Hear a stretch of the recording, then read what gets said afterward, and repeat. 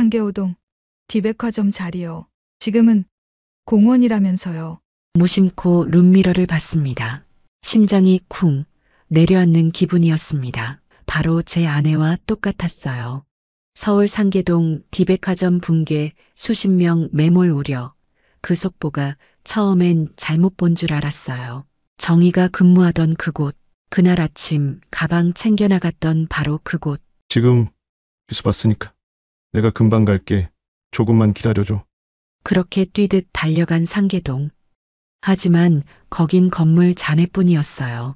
그 어디에도 정의는 없었어요. 유골도 유품도 찾지 못했고 우린 작은 위패 하나로 그녀를 떠나보냈죠.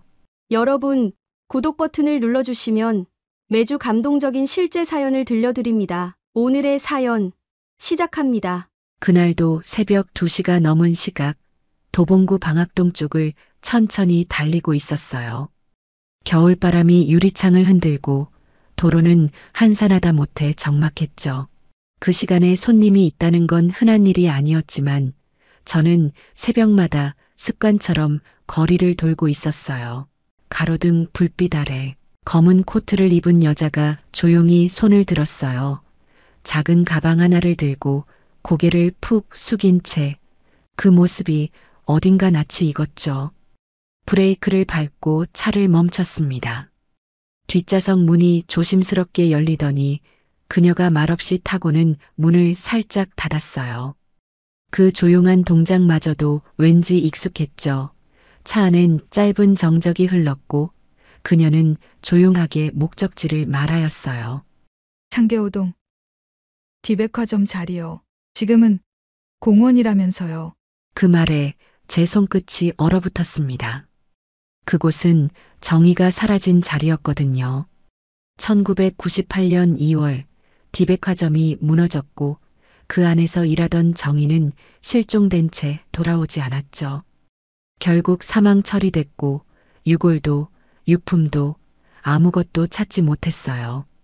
그 자리를 간다는 말에 머릿속이 하얘졌지만 저는 조용히 고개를 끄덕이고 천천히 차를 출발시켰습니다. 라디오는 여전히 잔잔했고 거리엔 우리 차만 흘러가고 있었어요. 그녀는 말이 없었고 저 역시 입을 열지 못했습니다. 그렇게 몇 분쯤 흘렀을까요? 무심코 룸미러를 봤습니다. 그리고 그 순간 그녀의 얼굴이 룸미러에 비쳤습니다. 심장이 쿵 내려앉는 기분이었습니다. 그 눈, 그 인매, 그 턱선, 윤정이 바로 제 아내와 똑같았어요. 실례지만 혹시 우리 어디서 뵌 적 없으신가요? 그녀는 거울 속 제 시선을 느꼈는지 고개를 살짝 들고 부드럽게 말했어요. 글쎄요. 전 기억이 잘 안 나네요. 요즘 머릿속이 흐릿해서요. 그 말에 제 목구멍이 턱 막혔습니다. 그녀는 정의가 맞다면 왜 제 이름을, 제 얼굴을 모르는 걸까요? 그저 말투 하나하나, 눈동자 하나까지도 정의 그대로인데요. 차 안은 여전히 고요했고 핸들 위로 손에 땀이 배어들었어요. 룸미러 속 그녀를 몰래 보며 그때 마지막으로 집을 나서던 그녀를 떠올렸죠. 출근하던 아침, 현관 앞에서 웃던 그 모습. 지금 그 눈빛이 그대로 제 뒤에 앉아 있었어요. 오늘 날씨가 많이 춥네요. 그녀는 고개를 살짝 숙이고 말했죠. 겨울은 늘 외롭죠. 그 대답, 그녀다운 말투였어요. 그 순간 눈물이 왈칵 치밀었지만 저는 꾹 참고 운전대를 꽉 쥐었어요. 그녀는 지금 내 뒤에 있어요. 하지만 10년을 함께했던 제 이름조차 기억하지 못하고 있어요. 그게 더 무서웠습니다. 잃어버린 기억을 마주한 듯한 그 거리감. 그녀가 살아있다는 사실보다 그녀가 저를 모른다는 사실이 더 아팠어요. 우리는 말없이 상계동 쪽으로 향했습니다. 창밖엔 눈발이 조금씩 흩날리기 시작했고 그 눈이 마치 제 기억을 덮는 것처럼 조용히 차 안을 가라앉혔습니다. 신호에 걸려 차가 멈춘 순간 그녀가 조용히 가방을 열더니 작은 향수병 하나를 꺼냈습니다. 그리고 손목에 톡 뿌리는 순간 그 향이 퍼지기 시작했어요. 이니스프리 화이트 로즈. 정희가 생전에 딱 한 번 쓰던 향. 그 향이 제 택시 안을 가득 채웠어요. 그 순간 저는 확신했습니다. 그녀는 정희였습니다. 1998년 2월 17일. 그날 아침의 공기까지 아직도 기억나요. 하얀 입김이 유리창에 맺혔고 주방에서는 미역국 끓는 소리가 조용히 퍼졌죠. 그땐 몰랐습니다. 그 아침이 내가 정희를 마지막으로 본 날이라는 걸요. 그날도 정희는 여느 때처럼 분주했어요. 화장품 매장에 나가야 한다며 거울 앞에서 머리를 다듬고 작은 가방을 정리하더군요.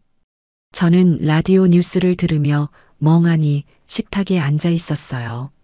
만복 씨, 오늘 저녁엔 순두부찌개 어때요? 비가 온다니까 저녁에 따뜻하게 먹자고요. 그녀는 그날따라 유난히 다정했어요. 저는 신문을 덮으며 웃었죠. 오늘도 늦게 들어오지 말고 어제처럼 서비스하느라 또 잡혀있지 말고요. 아이 참, 손님한테 웃는다고 질투하는 거예요? 정희는 그렇게 웃으며 제 목덜미에 수건을 툭 얹었죠. 늘 하던 익숙한 장난이었어요. 근데 이상하게도 그날 정희는 현관문 앞에서 멈춰 섰어요. 평소엔 다녀올게요 하고 가던 사람이었는데 그날은 신발끈을 매던 손이 조금 떨렸어요. 만복 씨, 괜히 오늘은 좀 기분이 이상하네요. 가슴이 콱 막힌다고 할까. 저는 어색하게 웃으며 말했죠. 무슨 또 드라마 봤어요? 대난 얘기하지 말고 얼른 다녀와요. 순두부찌개 기다릴게요. 그녀는 말없이 고개를 끄덕이고 마지막으로 저를 한번 바라봤어요. 그 눈빛, 그게 그렇게 깊은 작별의 눈빛이었다는 걸 그때는 정말 몰랐어요. 현관문이 닫히고 그녀의 발소리가 복도 끝으로 멀어졌어요. 그게 정말 끝이었어요. 오후 3시 반쯤이었어요. 택시 정비소에서 대기 중이었는데 휴게실 TV에서 속보 자막이 흘렀죠. 서울 상계동 D백화점 붕괴, 수십 명 매몰 우려. 그 속보가 처음엔 잘못 본 줄 알았어요. 두 눈을 문지르며 다시 봤어요. D백화점 붕괴 맞았어요. 정희가 근무하던 그곳. 그날 아침 가방 챙겨 나갔던 바로 그곳. 정희야, 전화 받아봐. 제발. 제발 받아줘. 공중전화기 앞에서 손이 떨리고 삐삐 메시지를 쉬지 않고 계속 남겼어요. 지금 뉴스 봤으니까 내가 금방 갈게. 조금만 기다려줘. 그렇게 뛰듯 달려간 상계동. 하지만 거긴 건물 잔해뿐이었어요. 하얀 먼지 속에서 사람들이 울부짖고 경찰줄 너머 구조대원들이 드나들고 있었죠. 들것에 실려 나오는 사람들이 있었지만 그 어디에도 정의는 없었어요. 정희야, 그날 왜 그랬어? 왜 그 눈빛을? 며칠 뒤 정의는 결국 사망 추정 실종자로 처리됐어요. 유골도 유품도 찾지 못했고 우린 작은 위패 하나로 그녀를 떠나보냈죠. 딸은 식음을 전폐했고 저는 그날 이후 아예 무너져 버렸어요. 그런데 지금 10년이 지난 지금 그녀가 다시 내 택시에 타고 앉아 있었어요. 그날 아침 마지막으로 나를 바라봤던 그 눈빛 그대로. 택시는 여전히 상계동 방향으로 달리고 있었어요. 도로는 차분했고 가로등은 서서히 하나둘 꺼지고 있었죠. 새벽에서 아침으로 넘어가는 그 잠깐의 틈, 가장 쓸쓸한 시간이기도 해요. 차 안은 고요했어요. 그녀는 뒷좌석에서 말없이 창밖만 바라보고 있었죠. 저는 앞만 보며 운전을 하고 있었어요. 하지만 가슴 안에서는 말들이 끝없이 요동치고 있었습니다. 지금 말해야 할까? 정희야, 왜 나를 몰라보는 거야? 넌 죽은 줄 알았던 내 아내잖아. 입술이 저절로 바싹 타들어갔어요. 하지만 입을 열 수는 없었어요. 그녀는 여전히 나를 모르는 사람이니까요. 상계육동 사거리, 평소 같았으면 쭉 직진할 거리인데 그녀가 조용히 말을 꺼냈어요. 기사님, 여기서 우회전 해주세요. 그 말에 나는 의아했죠. 그 길은 정희가 평소 자주 다니던 지름길이었어요. 그리고 그 길은 내가 몇 년 전에 딸과 함께 정희를 기리며 만들었던 소공원 옆이었습니다. 이 길 잘 아시나 봐요. 그녀는 고개를 갸웃하더니 조용히 중얼거렸어요. 여기서 우회전, 아니, 좌회전이었죠. 그때도 그랬어요. 그 말이 머리를 쾅 울렸어요. 그때도 그랬다. 그건 그녀가 기억을 더듬고 있다는 뜻 아닐까요? 기억하고 있는 거야. 무의식 중에라도 분명 어딘가에 남아있는 거야. 차는 그녀가 말한 방향대로 우회전했습니다. 공원이 시야에 들어오자 그녀가 창밖을 바라보며 작은 숨을 내쉬었어요. 이 근처 이상하게 익숙해요. 어디서 많이 본 것 같아요. 그때였습니다. 맞은편에서 하얀 승합차가 지나갔어요. 순간 그녀가 갑자기 고개를 획 돌리며 그 차를 쳐다봤어요. 마치 뭔가를 떠올릴 듯한 혹은 과거에서 튀어나온 기억에 찔린 듯한 반응이었어요. 저런 차 예전에 본 적이 있는 것 같아요. 그녀의 목소리는 작았지만 떨려 있었어요. 아무 생각 없이 지나치는 차 하나에도 그녀는 무언가의 잔상을 느끼고 있었던 거죠. 말하고 싶었어요.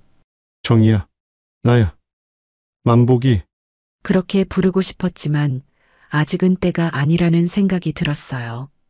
지금 건드리면 그녀가 다시 어둠 속으로 숨어버릴 것만 같았거든요. 신호 대기 중 그녀가 가방을 매만지다 무언가를 떨어뜨렸어요. 작은 열쇠고리 하나가 바닥에 굴러떨어졌죠. 운전석을 살짝 틀어 몸을 기울여 그것을 집어주었습니다. 그 순간 제 눈이 크게 흔들렸어요.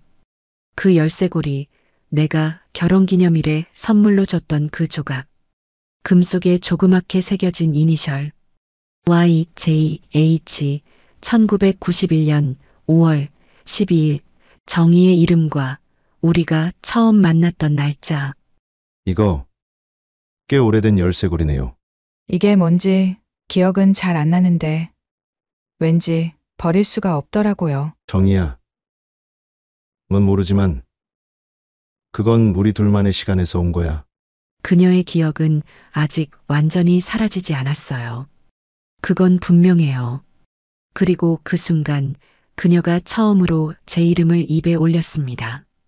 만복 씨라는 분을 제가 어딘가에서 들은 것 같은데 혹시 아시나요? 그 이름 그녀가 아무도 알려주지 않았을 내 이름을 입에 올렸어요. 그녀가 제 이름을 입에 올린 그 순간부터 차 안의 공기는 달라졌습니다. 말없이 함께 달리고 있었지만 심장은 터질 듯 뛰고 있었어요. 분명히 내 이름을 기억하고 있었어. 어디서 들은 게 아니라 그녀의 입에서 자연스럽게 나온 나의 이름. 하지만 저는 말을 꺼내지 못했습니다. 지금 뭔가를 얘기해버리면 그녀가 더 혼란스러워질 것 같았어요.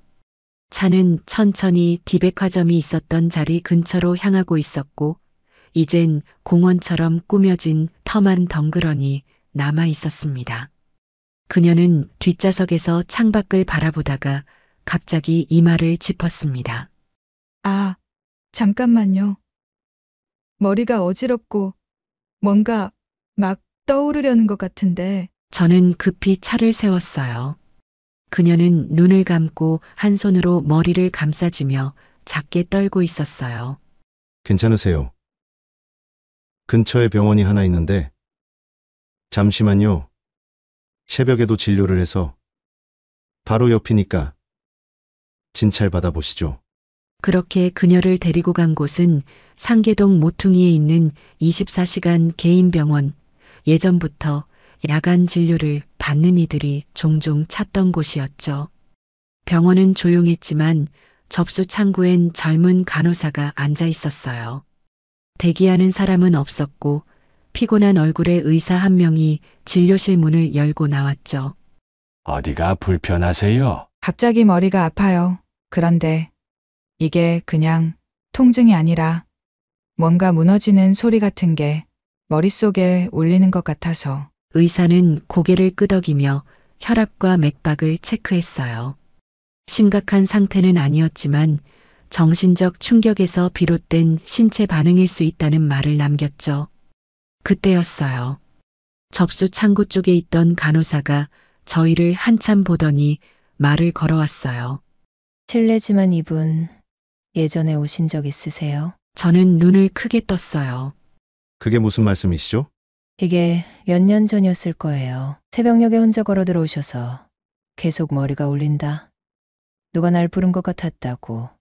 당시엔 이름도 못 말씀하셨고 신분증도 없으셔서 저희가 보호소 연계를 고려했거든요. 정말 저 여기에 왔었어요?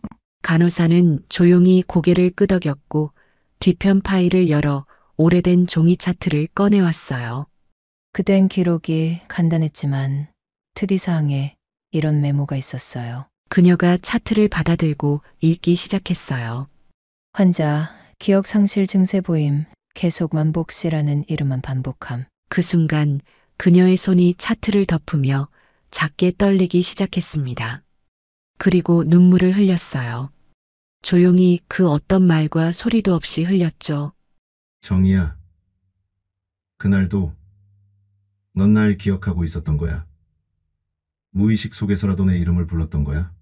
의사는 진통제와 안정제를 처방해 주었고 잠깐 휴게실에서 머물다 가도 된다고 했어요. 그녀는 한참을 침묵하다가 조용히 저를 바라봤습니다. 왜 이렇게 마음이 아플까요?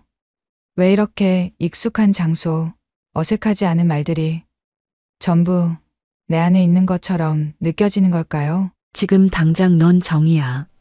내 아내였어. 라고 말하고 싶었지만 저는 또다시 고개를 끄덕이기만 했습니다. 그리고 그 순간 그녀가 무심코 옷깃을 정리하다 손목에서 은빛 팔찌 하나가 흘러나왔어요. 팔찌 안쪽엔 이렇게 새겨져 있었습니다. 정의, 하트, 만복, 1991년 5월 12일 우리가 처음 만났던 날. 병원을 나와 다시 택시에 올랐을 때 그녀는 한마디도 하지 않았습니다. 뒷좌석 창가에 고개를 기대고 마치 저 멀리에 무언가를 보듯 멍한 눈빛으로 앉아 있었어요. 창밖으로는 이제 막 아침이 시작되고 있었지만 우리 둘 사이엔 아무런 빛도 들지 않았어요. 새벽 공기는 쌀쌀했고 차 안의 히터 바람조차 그녀의 떨림을 가라앉히지 못했습니다. 말해볼까? 이제는 정말 말해야 하지 않을까? 넌 정이야. 내 아내야. 내가 얼마나 널 그리워했는지, 얼마나 널 보고 싶었는지를 말하고 싶었죠. 그런데 그때 그녀가 조용히 입을 열었어요. 이 모든 게 꿈 같아요. 저는 룸미러로 그녀를 바라봤습니다. 그녀는 여전히 눈을 마주치지 않았어요. 말을 이어가듯 또 작게 중얼거렸습니다. 내가 지금 여기 있는 게 맞는 건지도 잘 모르겠고, 누가 날 계속 찾고 있는 것 같고, 근데 너무 무서워요. 왜 이렇게 무서운 걸까요? 무서운 건 기억이 돌아오기 때문이에요. 그녀는 그 말에 살짝 반응했어요. 고개를 아주 천천히 돌려 처음으로 저와 시선을 마주했습니다. 지금 무슨 말씀 하신 거예요? 당신은 이름이 정이에요. 윤정이. 10년 전 디백화점 사고 때 사라졌어요. 그리고 지금 내 택시에 다시 앉아 있는 거예요. 그녀는 고개를 천천히 저었습니다. 하지만 그 눈빛은 이미 흔들리고 있었어요. 그만요. 제발, 그만 말씀해 주세요. 왜 자꾸 그 이름이 들리는 거예요? 정이야. 나야. 만복이야. 나. 널 정말. 그 순간이었어요. 그녀가 갑자기 뒷좌석 문을 열고 뛰쳐나갔어요. 정희야, 안 돼. 거기 위험해. 제발, 잠깐만. 저도 문을 열고 뛰쳐나갔어요. 그녀는 파란 신호등을 건너 좁은 골목 안으로 달려들었고 저는 그녀의 뒷모습을 쫓아 달렸습니다. 몇 번이고 이름을 불렀지만 그녀는 뒤도 돌아보지 않았어요. 그 골목은 오래된 다세대 주택과 작은 가게들이 섞여 있는 아직 90년대 분위기가 남아있는 길이었죠. 가로등도 꺼진 채 햇빛이 천천히 그늘을 밀어내고 있었고요. 한참을 달려갔지만 그녀는 보이지 않았어요. 숨을 몰아쉬며 발을 멈췄고 갑자기 세상이 멈춘 듯 고요해졌습니다. 또 이렇게 놓친 건가? 그녀를 찾던 발길을 멈춘 그 순간 무언가 발끝에 밟혔습니다. 허리를 숙여보니 작은 손수건 하나가 조심스럽게 접혀 있었어요.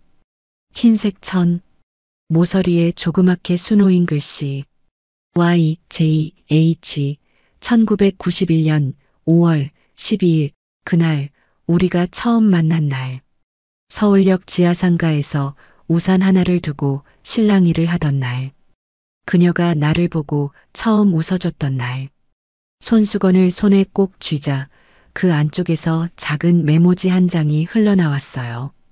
그녀의 손글씨 만복씨 당신이 누군지 조금씩 기억이 나요. 하지만 너무 두렵습니다. 그날의 기억이 돌아오면 제가 다시 무너질까봐 라고요. 나는 손수건과 메모를 품에 넣고 골목을 천천히 걸어 나왔습니다.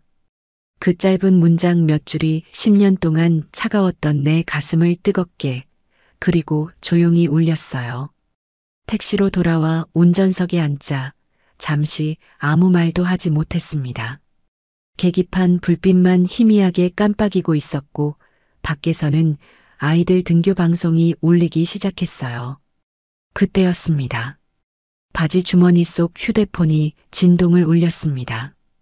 화면엔 등록되지 않은 발신자, 그리고 문자 한 통. 손을 떨며 메시지를 열었습니다. 만복 씨 기억이 조금씩 돌아와요. 하지만 너무 무서워요. 혹시 다시 만날 수 있을까요? 그녀는 떠났지만 그녀는 사라지지 않았습니다. 아직 연결된 무언가가 있었어요. 그녀는 내 앞에서 또 사라졌어요. 하지만 이번엔 달랐어요. 그녀는 떠나기 전 분명 나에게 사인을 남겼습니다. 만복 씨 기억이 조금씩 돌아와요. 그 문자를 마지막으로 연락은 닿지 않았습니다.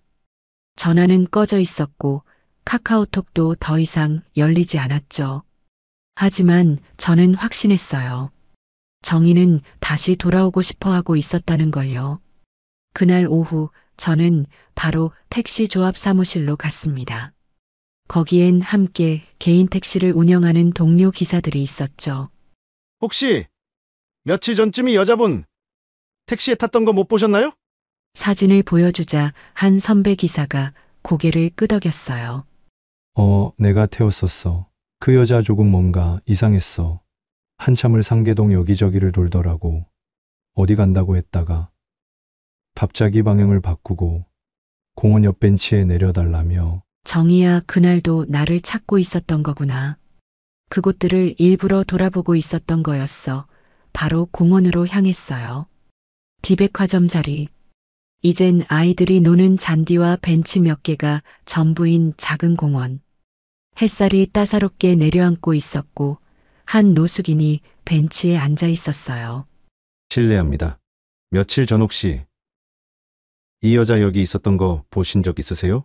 이 사람 자주 여기 왔어요. 매일 똑같은 시간에 와서 벤치 끝에 앉았죠. 아무 말도 안 하고. 혹시 무슨 말을 하거나 기억에 남는 행동이 있었나요? 노숙인은 고개를 천천히 끄덕였어요. 가끔씩 중얼거렸어요. 왜 자꾸 그 이름이 들리지? 왜 내 머릿속에 그 얼굴이 있는 거지? 만복 씨 하면서요. 그 이름을 정희는 매일 여기서 혼자 앉아 그렇게 불렀던 거예요. 그날 밤 정희가 며칠 머물렀다는 고시원을 찾아갔습니다. 상계시장 뒤편, 오래된 건물 3층. 관리실에는 중년 여성 한 분이 앉아 있었죠. 아, 그분. 이름도 안 말하고 현금으로 며칠만 묵겠다고 했죠. 밤마다 쪽지를 적거나 뭔가 지나간 신문을 계속 읽고 계셨고요. 그녀의 방 안에는 창문 틈에 잘 접힌 종이약 몇 개가 있었고 벽에 붙은 작은 사진 조각들. 다 낡고 찢어져 있었지만 그중 한 장엔 내가 웃고 있는 얼굴이 있었습니다. 그리고 탁상 위엔 작은 미니 카세트 플레이어 하나. 플레이 버튼을 눌렀어요. 오늘 또 기억이 떠올랐어요. 누군가 내 손을 잡고 정희야 하고 부르던 그 목소리가 날 끌고 가요. 내가 도망쳐도 자꾸 따라와요. 그녀는 매일 자신의 기억을 되살리려 혼자서 싸우고 있었던 거예요. 나는 카세트를 조심스럽게 챙겨 다시 택시로 돌아왔습니다. 그리고 마지막으로 그녀가 자주 앉아 있었다는 공원 벤치에 다시 앉았어요. 가슴에 품었던 그 작은 수첩. 그녀가 남긴 메모와 메모 속 감정들. 그 모든 것들이 이 벤치에 묻어 있었습니다. 나는 조용히 수첩을 펼쳤습니다. 만복 씨, 당신 목소리가 자꾸 생각나요. 잊었는데도 들리는 것 같아요. 다시 만난다면 나를 미워하지 마세요. 나는 고개를 숙였습니다. 그녀가 살아온 10년의 고통, 잃어버린 기억과의 싸움, 그 속에서도 날 기억하려 했던 노력 그게 너무나도 가슴 아팠어요. 그 순간 무전기가 울렸습니다. 이만복 기사님 맞으시죠? 지금 한 여자가 만복 씨를 찾고 있어요. 공원 반대편 버스 정류장에서요. 계속 만복 씨 그 이름만 반복하고 있어요. 무전기를 붙잡은 채 숨을 삼키고 가슴을 쓸어내렸습니다. 공원 반대편 버스 정류장입니다. 회색 코트에 단발머리 그 여자가 계속 만복 씨라고 부르세요. 이건 꿈이 아니었어요. 정희가 정말 나를 찾고 있었어요. 택시를 돌려 공원 반대편 정류장으로 달려갔습니다. 핸들을 잡은 손에 땀이 고였고 심장은 미친 듯이 뛰고 있었어요. 차가 멈추기도 전에 뛰어내렸습니다. 버스 정류장 유리병 옆 그녀가 있었어요. 정희는 고개를 숙인 채 두 손으로 수첩을 움켜쥐고 작은 입술로 중얼거리듯 말하고 있었어요. 만복 씨 그 이름이 자꾸 떠올라요. 나는 한 발 또 한 발 다가갔습니다. 그녀는 조심스레 고개를 들었고 그 순간 10년의 시간이 멈춘 듯 우리 눈이 마주쳤습니다. 정희야. 나야, 이만복이야. 그녀는 눈을 크게 떴고 손에서 수첩이 툭 바닥으로 떨어졌습니다. 왜 당신이 여기 있어요? 나는 다가가 그녀의 어깨를 붙잡았습니다. 하지만 정희는 고개를 세차게 저었어요. 그만요. 당신 너무 낯설어요. 그 이름은 익숙한데 당신 얼굴은 너무 낯설다고요. 정희야. 너무 오래 기다렸어. 내가 널 얼마나 찾았는지 몰라. 그녀는 울 듯 말 듯한 표정으로 고개를 숙였습니다. 기억이 돌아올까봐 사실 겁이 났어요. 왜? 겁이 날 게 뭐가 있어? 그날 그 백화점에서 마지막으로 기억나는 건 내가 누군가를 너무 미워하고 있었던 감정이에요. 그게 당신일 수도 있다는 게 무서웠어요. 그 말은 내 심장을 그대로 후벼 팠습니다. 그녀가 날 미워하고 있었을 수도 있었다는 거야? 정적이 흘렀습니다. 서로 마주보던 두 사람 사이로 출근 버스가 한 대 지나갔고 그 바람에 그녀의 가방이 툭 열리며 하얀 봉투 하나가 바닥으로 떨어졌어요. 이건 뭐야? 그녀는 망설이다가 고개를 끄덕이며 말했습니다. 그날 당신에게 주려고 썼던 편지예요. 붕괴 사고 당일 아침에 나는 조심스레 봉투를 열었습니다. 안에는 조심스럽게 접힌 편지지 한 장이 있었죠. 만복 씨, 요즘 많이 힘들죠? 저도 알아요. 당신이 말은 안 해도 내가 옆에서 다 느꼈어요. 그래서 오늘 퇴근길에 우리 결혼했던 카페 거기서 기다릴게요. 우리 다시 웃어요. 아무 일 없는 사람들처럼요. 그날 그 편지를 전하려고 정희는 퇴근을 준비했을 거예요. 그런데 그날 백화점은 무너졌고 그녀는 모든 기억을 잃어버렸던 거죠. 정희야, 넌 나를 미워하지 않았어. 넌 나를 만나려고 다시 시작하려고 했던 거야. 정희는 조용히 눈을 감고 고개를 끄덕였습니다. 그리고 조심스럽게 제 손을 잡았습니다. 그 손은 아직 차가웠지만 떨림이 멈춰 있었어요. 햇살이 둘 사이를 감싸며 정류장 유리벽에 반사되어 비쳤습니다. 10년이라는 시간이 조용히 허물어지는 순간이었습니다. 그때 정희의 가방 안에서 또 하나의 작은 종이 뭉치가 흘러나왔어요. 그 안엔 이름도 없는 병원 기록지 한 장, 환자명, 신원불상 여성, 발견 장소, 전주 인근 야산 외곽도로, 발견 시점 1999년 5월 7일. 1999년? 그럼 정희는 붕괴 사고 직후 바로 발견된 게 아니었단 말인가? 정류장에서 정희와 헤어진 후 나는 밤새 잠을 이루지 못했어요. 그녀는 돌아왔지만 그녀가 어디에 있었는지 그 10년, 특히 사고 후 첫 1년은 아직 아무도 모르는 시간입니다. 그 단서가 바로 그녀의 가방에서 떨어졌던 병원 기록지였죠. 다음 날 아침 나는 바로 전주행 첫 열차에 몸을 실었습니다. 그녀는 사고 후 실종되었던 시간이 아니라 1년이 지난 후 야산 근처에서 발견되었다는 사실. 그 1년, 그 시간 동안 정희는 어디에 있었던 걸까요? 전주에 도착하자 기록에 적힌 주소지를 찾아갔습니다.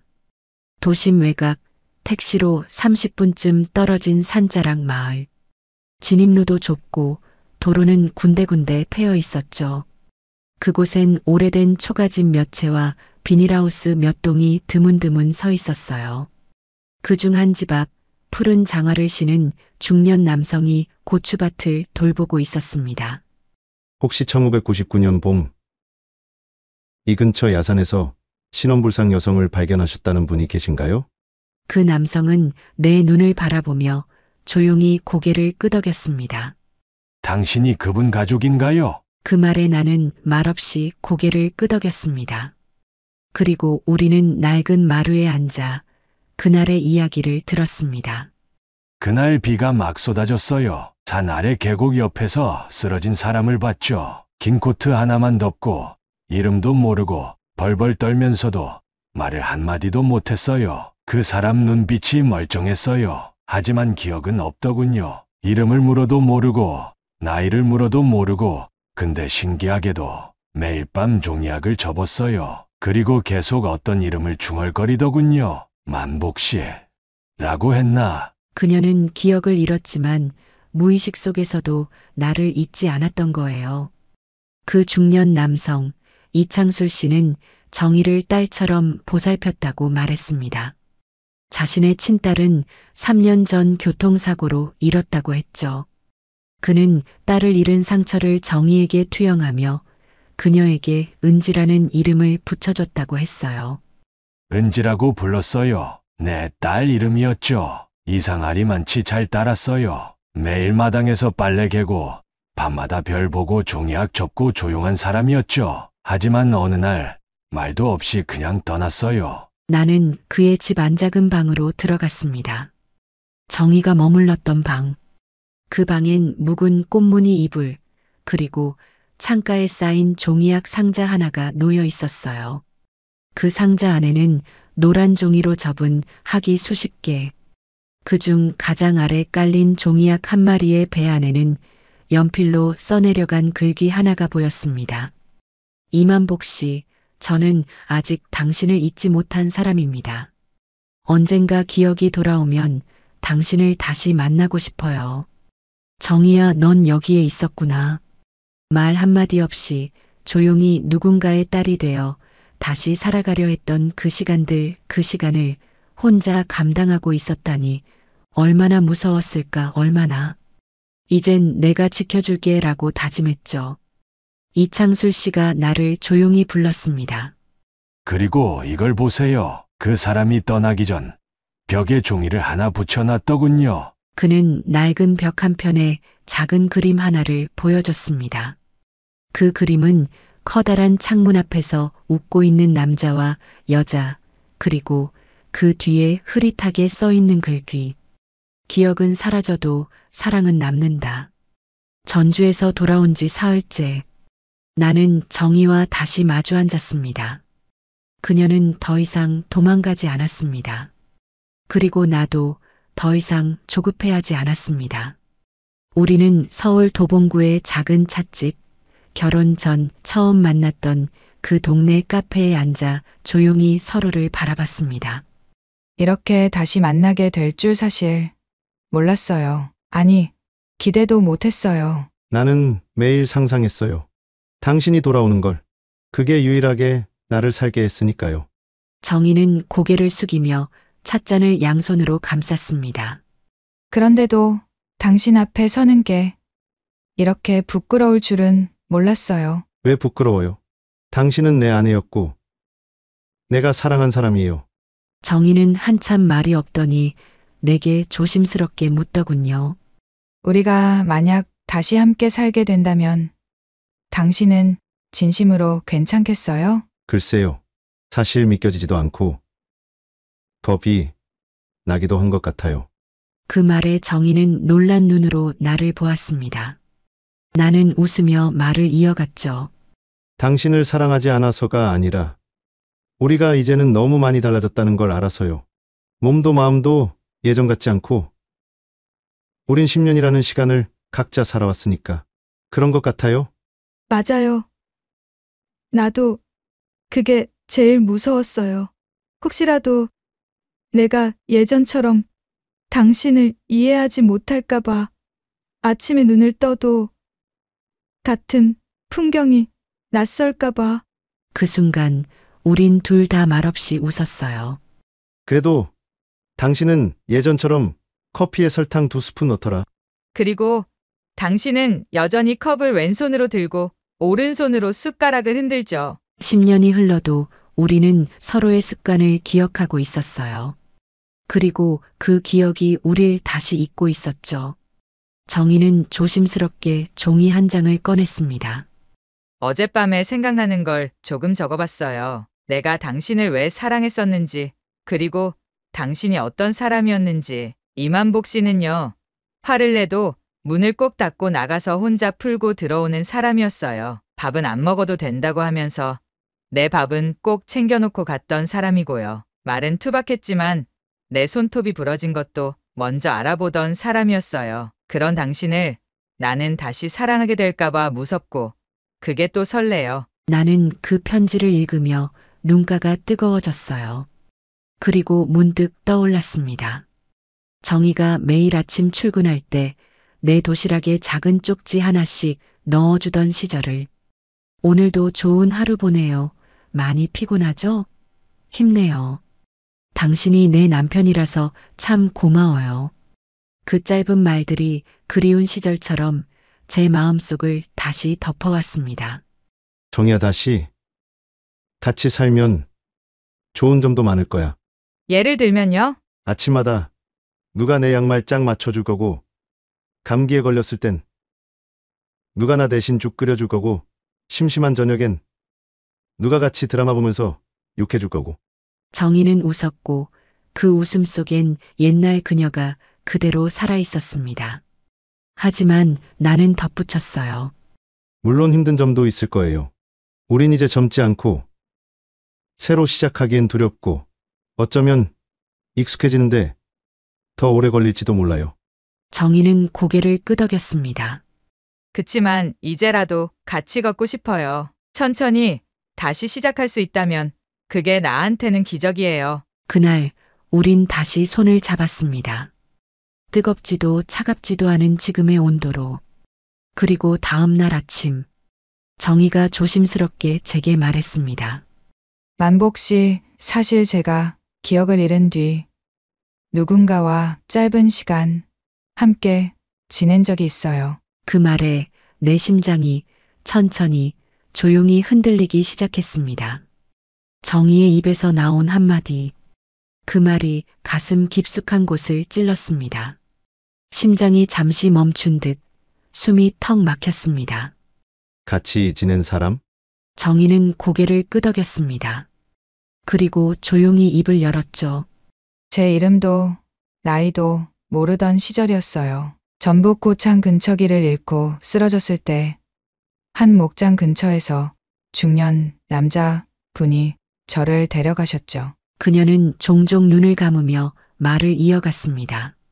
그분은 조용한 사람이었어요. 자신도 이혼한 뒤 홀로 살던 분이었고 내가 누구인지 묻지 않고 묵묵히 식사를 챙겨줬어요. 그 말을 들으며 가슴 깊은 곳에서 질투인지 상실인지 모를 감정이 올라왔어요.